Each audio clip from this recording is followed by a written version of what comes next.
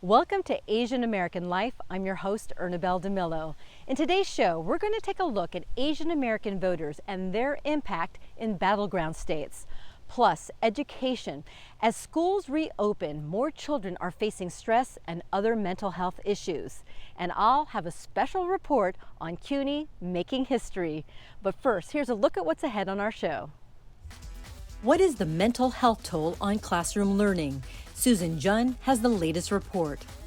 Raising Hope. Minnie Roh gives us an inside look on Asian American children in the foster care system. And could Asian American voters tilt the swing states? Kyung Yoon has the latest on the election. This and more on Asian American Life. Two men are making history at CUNY. Frank Wu and David Wu, not related, are the first Asian Americans to serve as presidents at CUNY colleges. This month, we meet Frank Wu, the new president of Queens College. Bienvenue no Queens College. Bem-vindo a Queens College.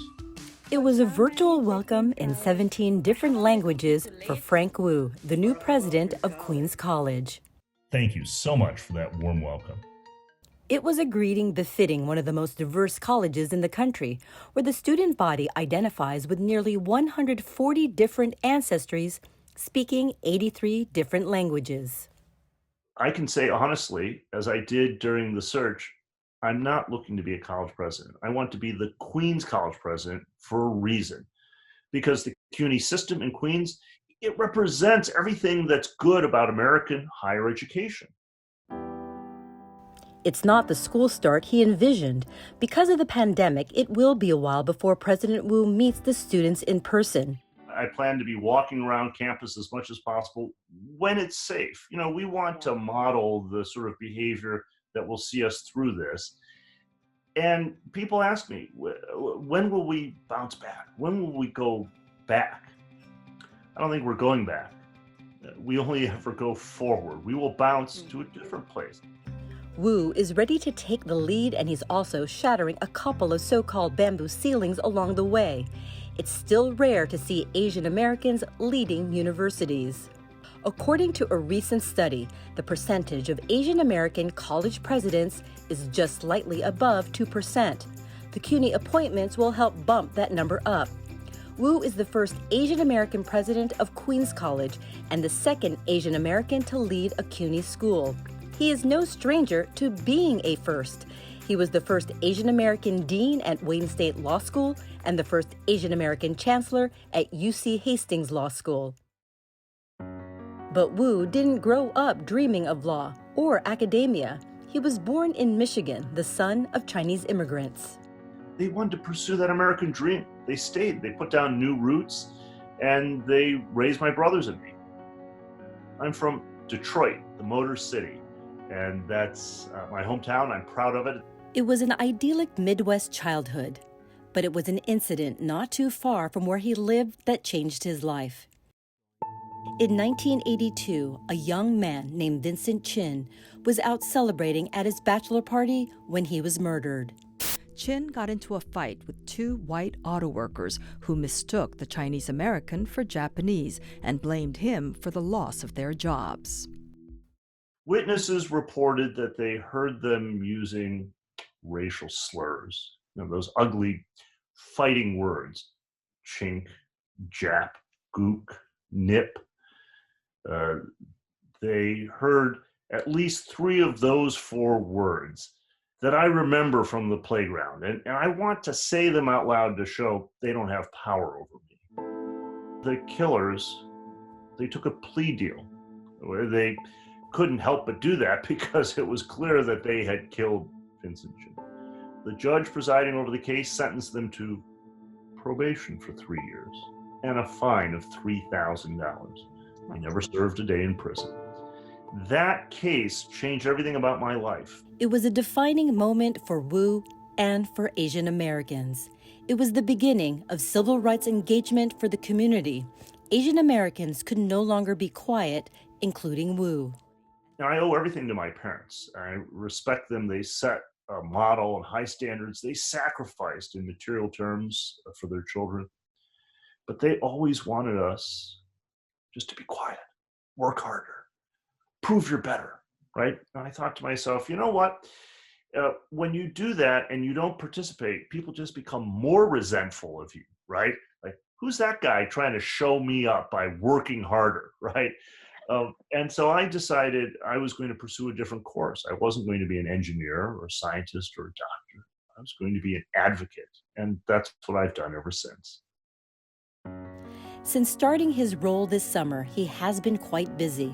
Along with his new responsibilities leading one of the country's largest public schools, he's been speaker at events on diversity and inclusion, like Asian American Allies for Black Lives Matter. It's a topic he is passionate about. Wu is author of Yellow, a critically acclaimed book on race. What changed my life professionally was early on in my career, I became a professor at Howard University in Washington, D.C. It's the nation's leading historically Black school. I was the first Asian American to teach law there, to be a law professor. I learned as much as I taught. I saw that I had prejudice despite myself. I enjoyed privilege that I didn't even notice. And it was there that I saw just the power of our ability to bring communities into coalitions, even as demagogues would try to divide us. He just announced a search for a diversity officer, a person who will be a part of the president's cabinet working directly on strategic planning. I take it as a personal challenge to myself, not just to talk this talk, as they say, but to walk the walk. Otherwise, it's what critics call performative. And performative is not what Wu is all about. I'm Ernabel Demillo for Asian American Life.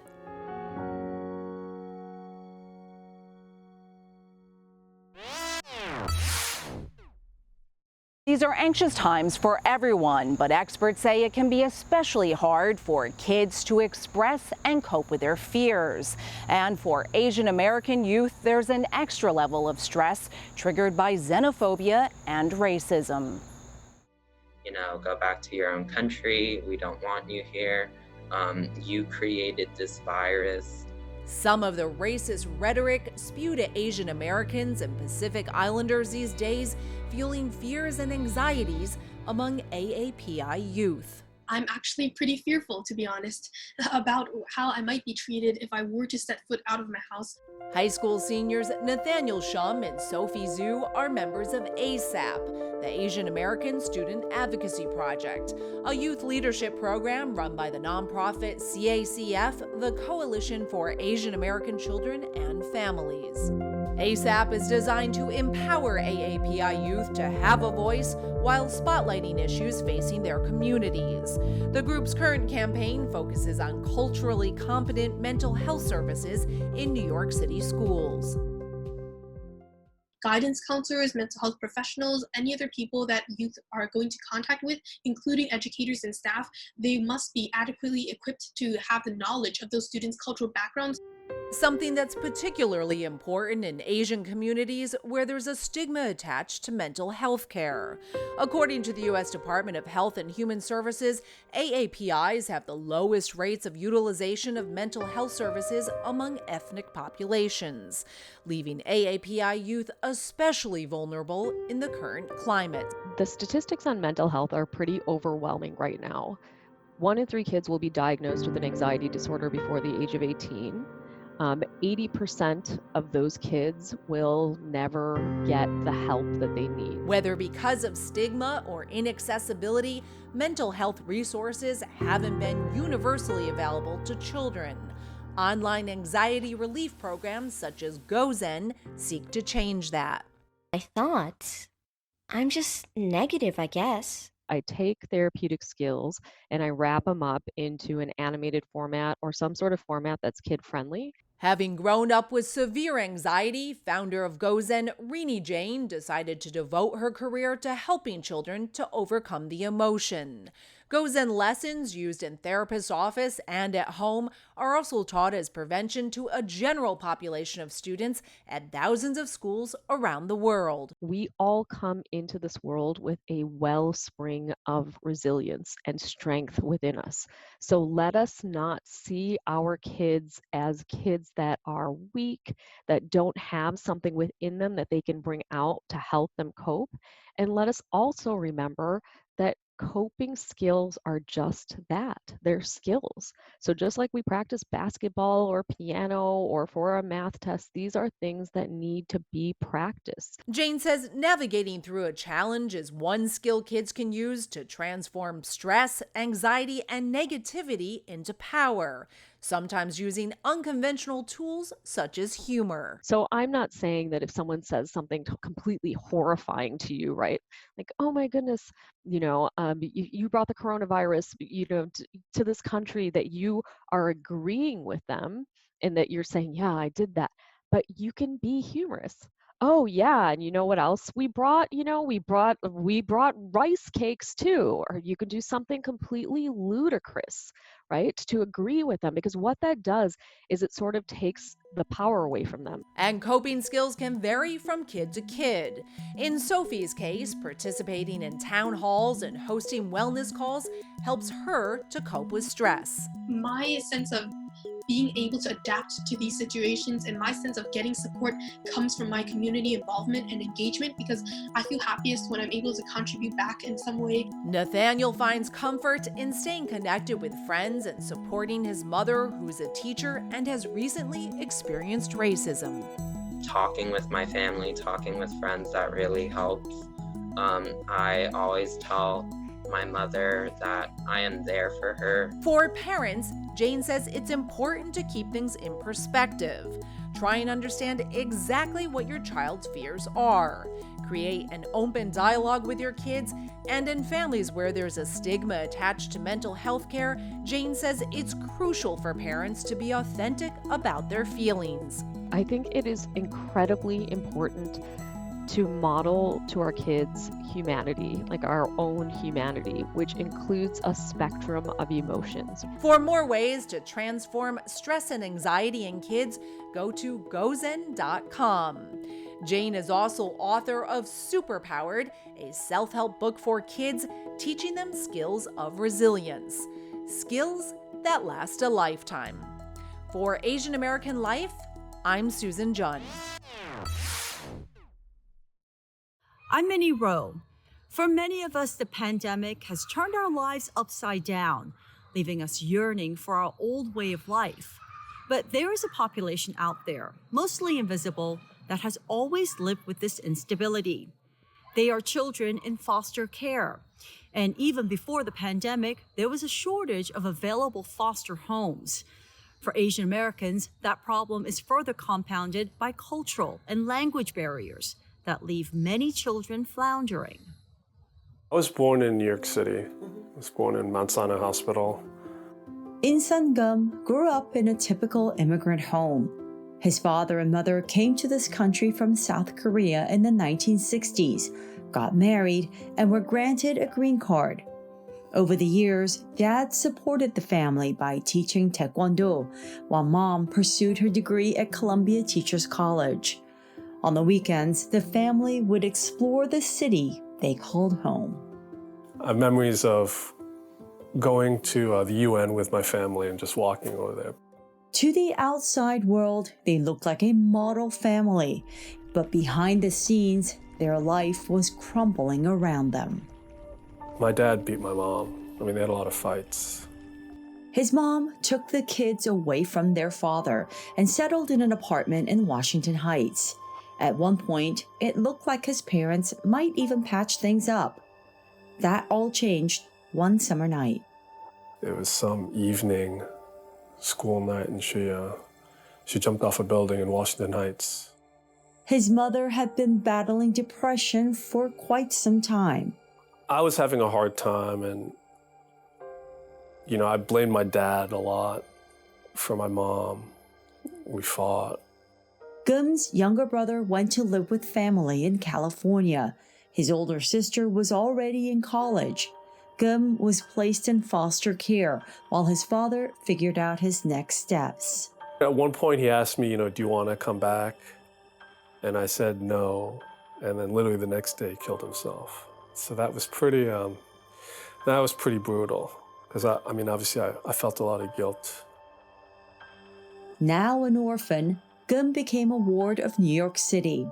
From the age of 13 until 19, when he aged out of the system, Gum says he bounced around 13 homes and group residences, getting kicked out of some of them because of his attitude. He dropped out of school. He even tried to commit suicide. When I lost my parents and, my experience in the hospital, I was like, where am I going? It's an absolute crisis. Sandy Santana is the executive director of Children's Rights, a nonprofit organization that brings legal action against states that it says is failing the children in the foster care system. To date, Children's Rights has brought lawsuits against 18 states, improving the lives of 1.5 million children. States cannot retain enough foster families.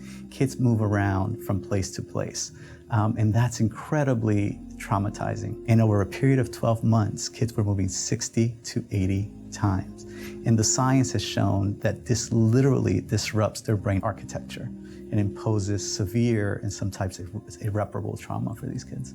There are roughly 500,000 children living in foster care, with about a third of them being children of color.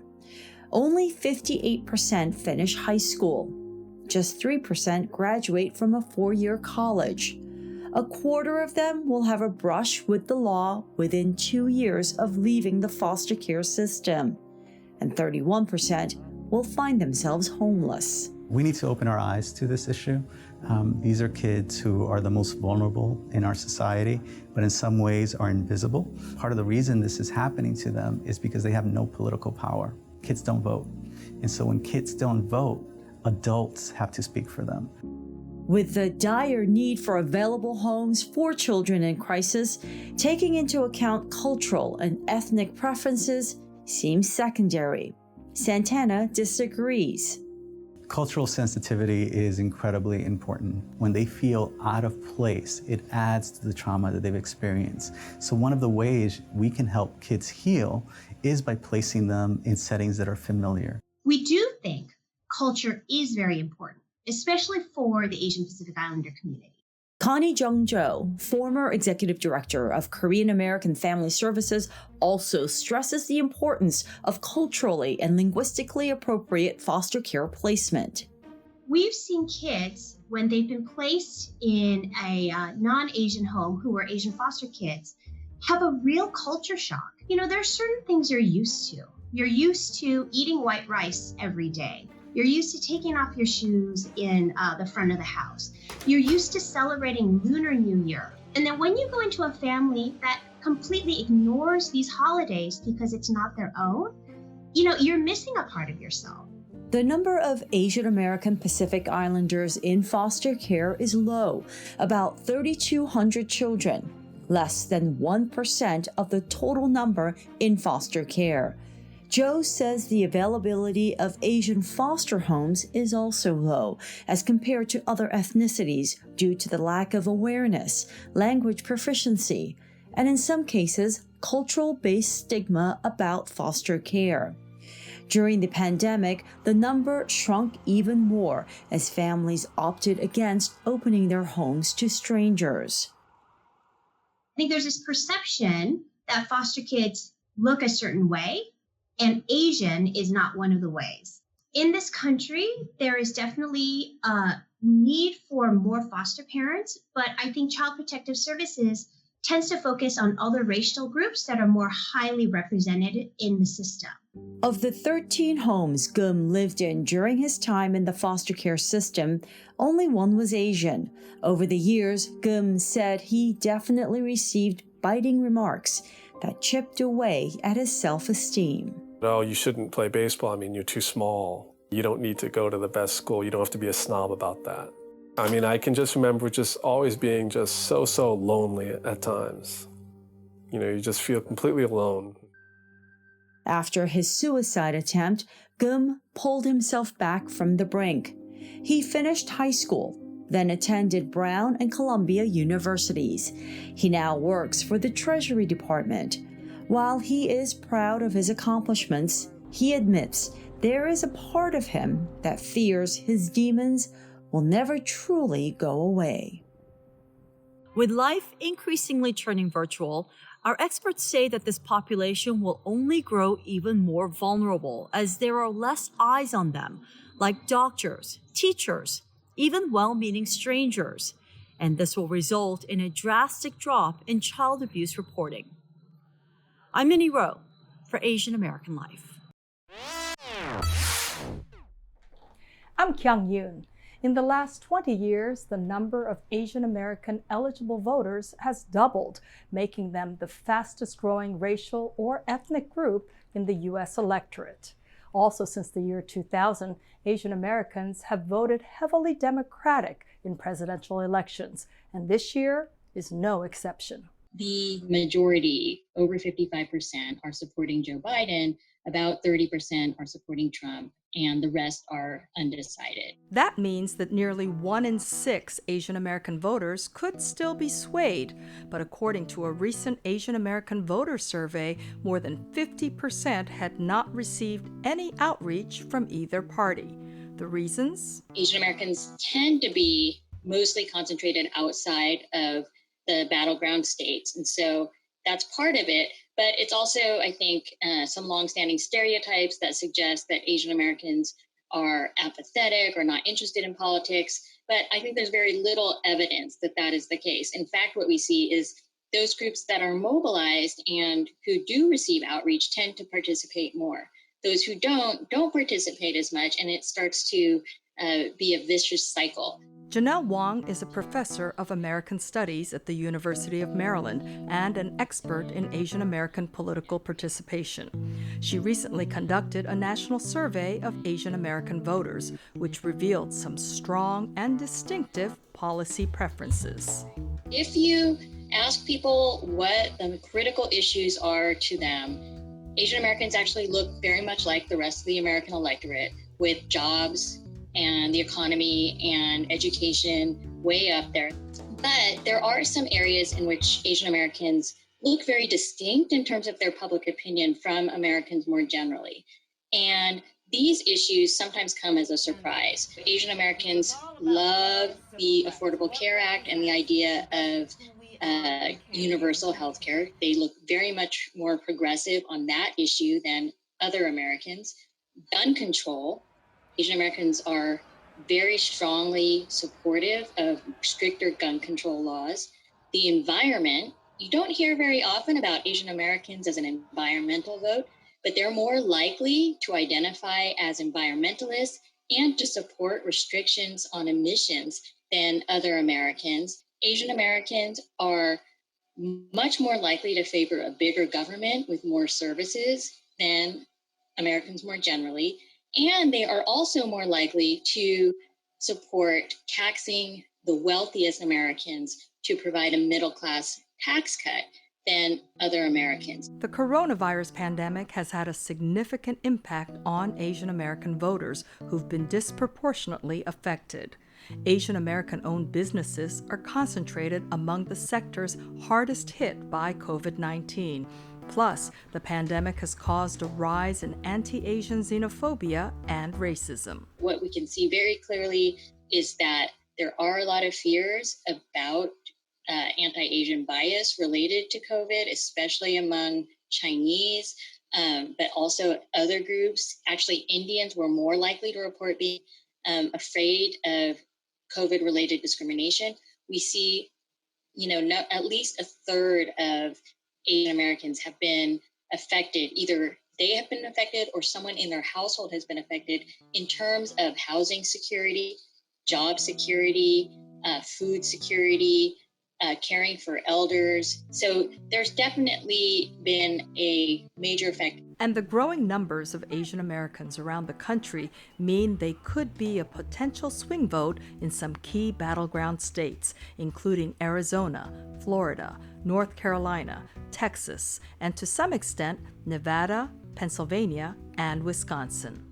Geography in some ways hasn't played a huge part in Asian American partisan affiliation. So we see in all of these places, Asian Americans have been leaning Democrat. So that's the way in which they will affect the electorate and outcome. Now let me introduce to you, for the first time, your next Vice President of the United States, Kamala Harris.